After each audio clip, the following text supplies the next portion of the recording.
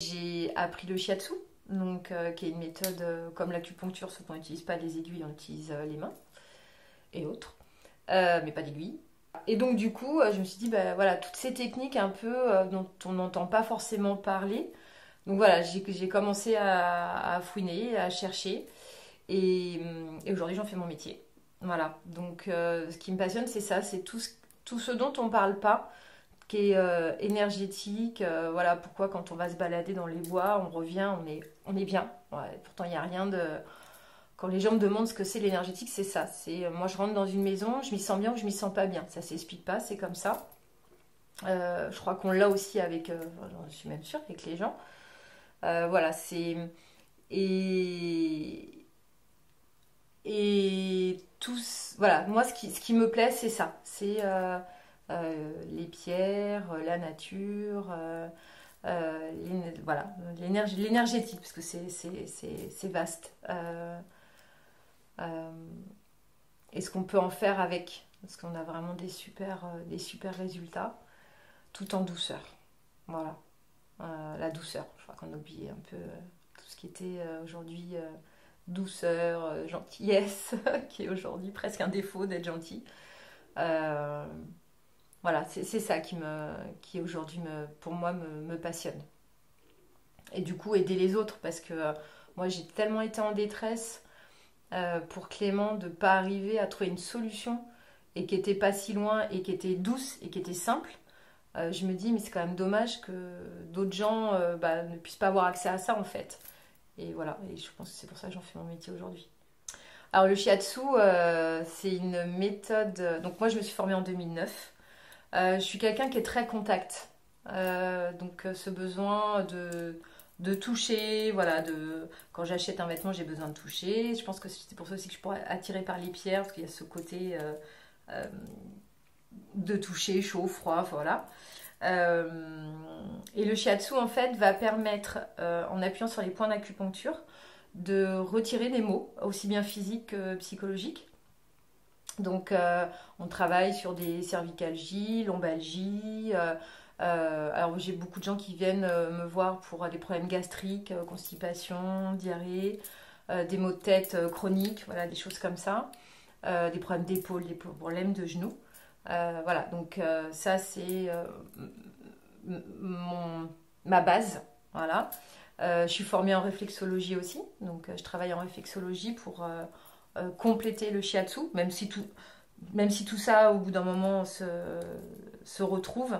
Euh, voilà, je suis formée en Reiki, donc là qui est aussi une technique, alors là qui est une technique énergétique, et je travaille sur les animaux. Et ça, c'est juste fabuleux.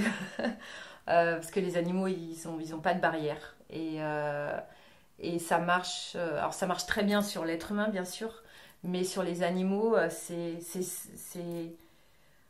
bah, eux, ils mangent, ils dorment, ils prennent, c'est tout. Voilà, il y a rien d'autre. Donc c'est très, très, très efficace. Donc souvent, les gens me demandent la différence entre le shiatsu et le reiki.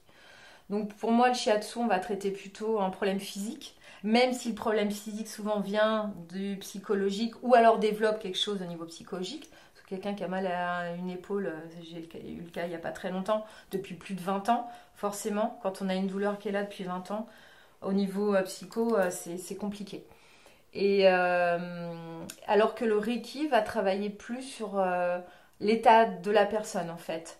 Je vois, j'ai des personnes âgées qui peuvent venir me voir, qui sont fatiguées, qui sont tristes, qui ne savent pas pourquoi. Voilà, donc là, en fait, le Reiki va permettre de rebooster la personne.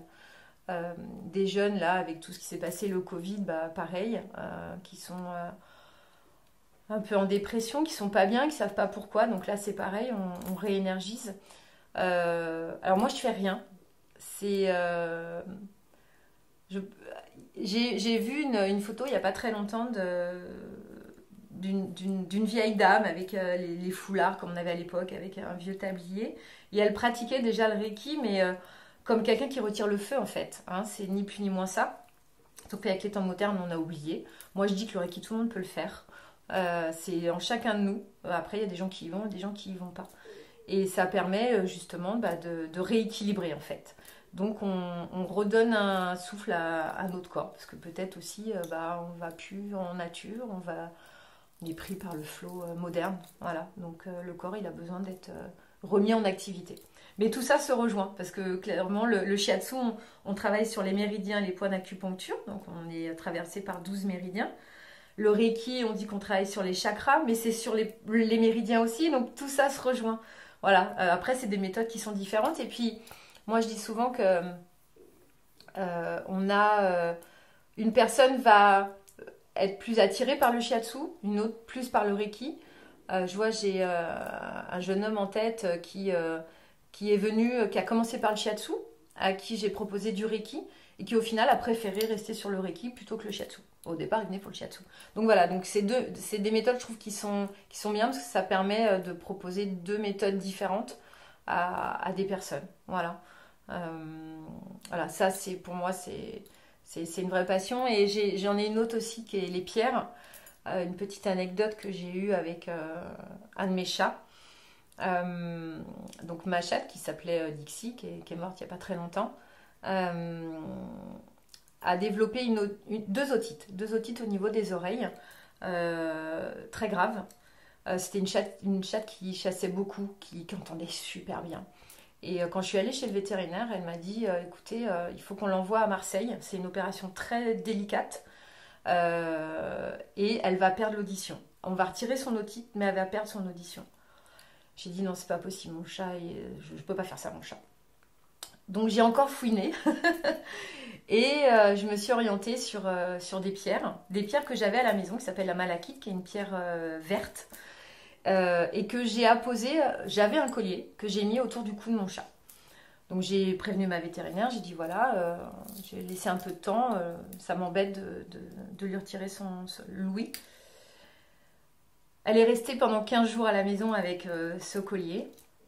Je ramène mon chat chez la vétérinaire et je vois encore son visage et elle me dit mais qu'est-ce que vous avez fait ? Je lui dis, bah, si je vous le dis, vous n'allez pas me croire. Elle me dit, peu importe ce que vous avez fait, vous avez sauvé les oreilles de votre chat. Et depuis ce temps-là, je m'oriente sur les pierres. Voilà, c'est une anecdote. Pareil, c'est du ressenti en fait. On sous-estime le pouvoir qu'a la terre, les arbres, les pierres. Quand on sait qu'une maison, si elle est traversée par un fleuve, c'est hyper mauvais au niveau énergétique. Enfin, on sous-estime ça, on l'a oublié.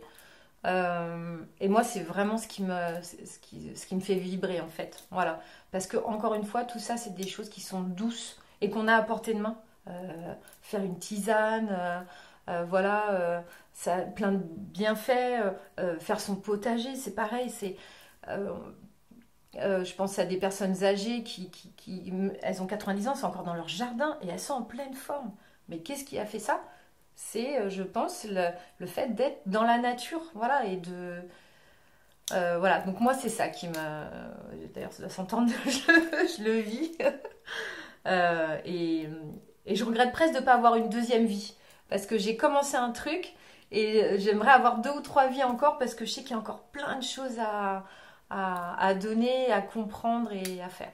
Bon, on n'a qu'une vie. On va essayer de faire de son mieux. Voilà. Et tout ça, tu l'as commencé quand? Alors les pierres depuis petite.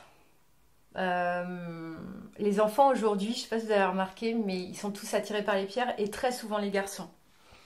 Je pense que c'est pareil. La pierre appelle. Donc la pierre, elle a toujours été là. Le shiatsu est venu à moi en 2009. Et après, voilà, avec une maman sophrologue qui a toujours fait du yoga, j'ai toujours été, je pense, un peu baignée là-dedans. Même si j'avoue que le Reiki, au début, j'étais un peu sceptique. Parce que, voilà, c'est comme ça. Hein. Mais quand je vois les résultats que ça a, et encore même aujourd'hui, des fois, je suis bluffée. C'est, voilà, c'est pas possible, bah si. Voilà. Donc, c'est des choses c'est... Ouais, c'est bluffant.